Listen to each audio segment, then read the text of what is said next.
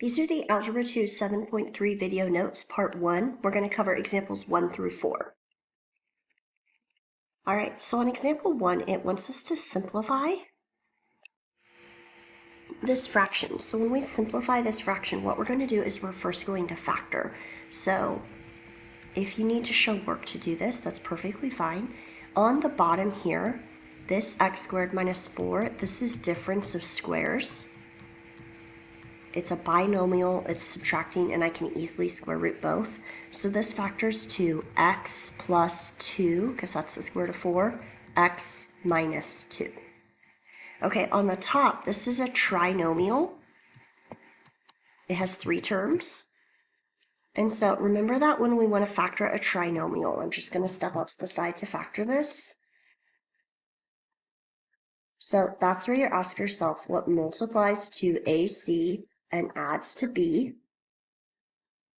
Or if you learn to do it with the x, then you do it like this. And so that's going to be negative 6 and 2. And this is the easier kind of factoring because the number in front of x squared is just 1. So that means you don't have to do the box or factor by grouping, and you can just jump to x minus 6 times x plus 2.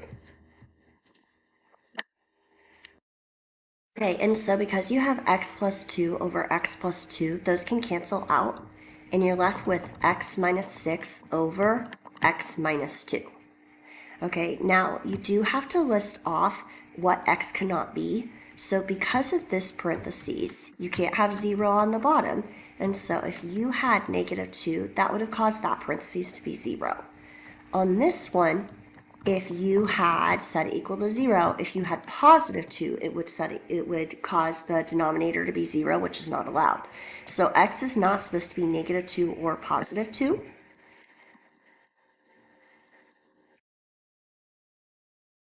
And honestly, I prefer both of them written, and most math teachers would. Our textbook doesn't make you list off that x cannot be 2. The reasoning is you can tell by the answer right here that x can't be 2, so it's obvious. So they only have a blank for x cannot be negative 2 because that's the one that within the problem you canceled out.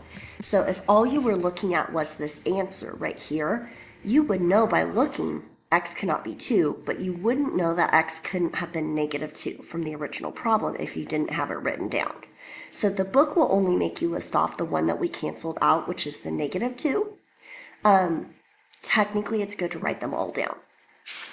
Okay, on example 2, it wants us to find a product. Notice what we have here. All of these are monomials. There's not pluses or minuses. So what I would do first is I would just combine. When you multiply fractions, you multiply straight across the top. So 8 times 7 is going to be 56. And then if I have x cubed times x to the 4th, that is, keep in mind you're doing this, you add the exponents, so that's x to the 7th. And then if you have y times y to the 3rd, that's going to be y to the 4th. Do the same thing on the denominator. You have 2 times 4 is 8. You have x, y squared times y is y cubed. All right, so now you can simplify. 56 over 8 is 7. When you have x to the 7 over x, it's like x to the 1, you subtract the exponents, you end up with x to the 6th. And y to the 4th over y cubed, you end up with y. Now, if all I had was this answer right here, you wouldn't know that in the original problem, you could not have had x or y be 0 because they're on the denominator here. So since the answer doesn't show x or y on the denominator, you have to list off for your reader to know that x cannot be 0 and y cannot be 0, because that would have made your original problem invalid because you cannot have 0 on the denominator. Okay. On example 3, this wants us to find the product. Now, look at the difference between this one and example 2. This one is polynomials, meaning there's subtraction and addition signs. And so you don't want to multiply them all out. It's going to make your world significantly more confusing. So what you want to do is you want to simplify everything. So we're going to do that first by factoring. So I'm going to stop and show some work out to the side just to make sure I don't lose anybody. So I'm going to start with the numerator, the 3x minus 3x squared. So I'm going to think about how I could factor that. I could take out a GCF and I could have 3x. So if you took out a 3x, you would be left with 1 minus x. So on the numerator, I'm going to have 3x and I have 1 minus x. Okay, I'm going to now do the denominator, x squared plus 4x minus 5. That's a trinomial, so I know that's the type where it has to multiply to AC, which is negative 5, and it has to add to 4, and that's going to be a 5 and a negative 1. And it's the easier kind of factoring because it starts just with x squared. It has an a value of 1, so you don't have to use the box or factor by grouping, and it factors to x plus 5, x minus 1. All right, now I'm going to do the same thing on the numerator. On the right-hand fraction, be x squared plus x minus 20. So it's also a trinomial. It has to multiply to negative 20. It has to add to 1. And that's going to be a 5 and a negative 4. And so that's going to be x plus 5, x minus 4. Remember, because it's the easier kind of factoring, I don't have to do all the extra work. And then I have a 3x in the denominator. Now when you multiply fractions, you're multiplying across the top and across the bottom. So basically I'm going to make this one big fraction. Okay, what I'm going to do before I do anything else is I'm going to try to simplify what I can. So I have x plus 5 over x plus 5, and I have 3x over 3x.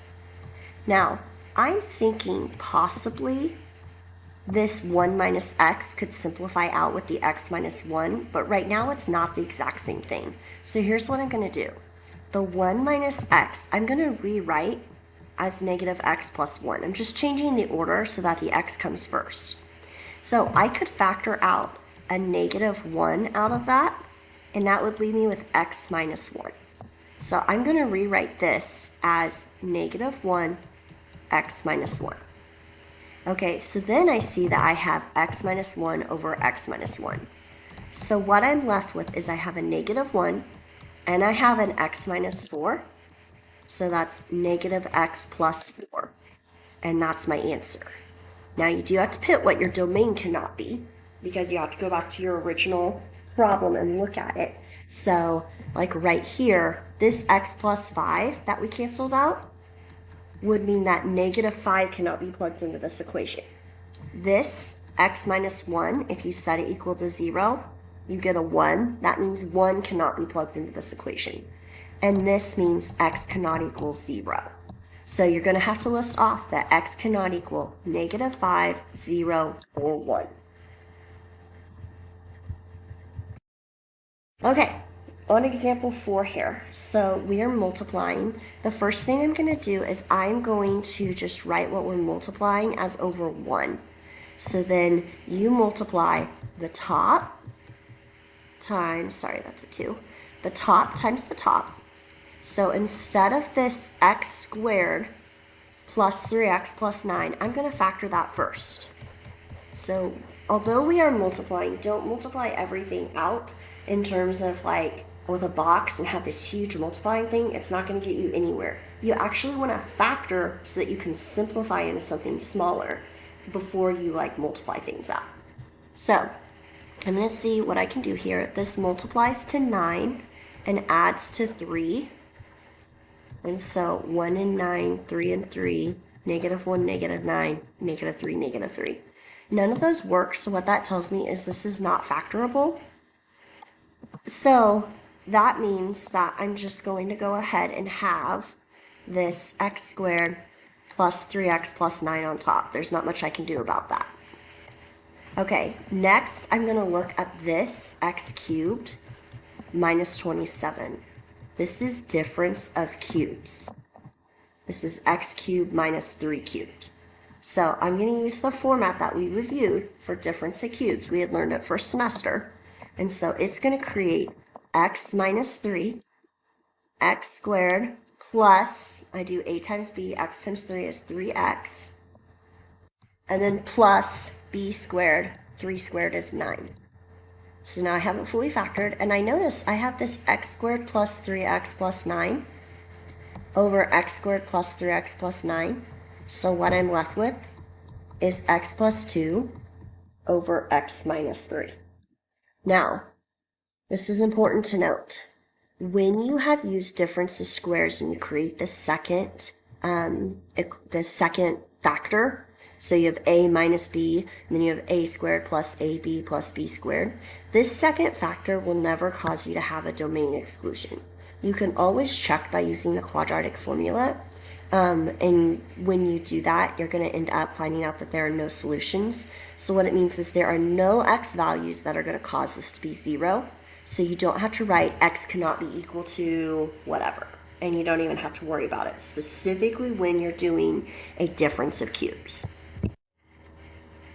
Okay, I'm going to go ahead and do the self-assessment number 1 because it goes with what we're doing today. So keep in mind, these are polynomials, meaning they're adding and subtracting. So you don't multiply them all out. You factor as much out as you can first, and then you simplify. When you want to multiply all out is like example 2. So see how example 2 was what's called monomials. There were no pluses or minuses. That's when you multiply everything out and then simplify. So when there's pluses and minuses, you want to factor first.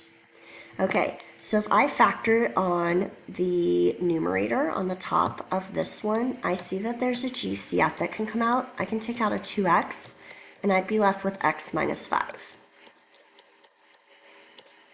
This bottom, the denominator of this fraction, is difference of squares, so that's where you can square root x squared, you get x. Square root of 25, you get 5. One of them is plus, and one of them is minus.